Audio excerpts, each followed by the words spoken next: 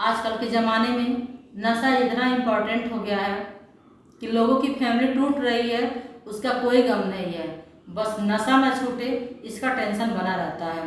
आइए नशे पे आप लोग के सामने गीत सुनाते हैं। अरे शीशा में देख लेता आपन दशा, नशा छोड़ब की ना। अरे शीशा में देख लेता आपन दशा, नशा छोड़ब की ना। बोला बोला ए राजा नशा छोड़ब की ना। अरे तोहरे ही कारण भैली गलल बतासा, नशा छोड़ब की ना।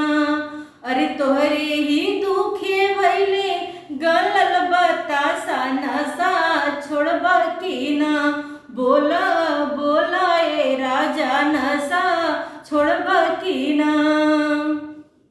अरे गौना कराई हमके कैला बेदशा, नशा छोड़ब की ना।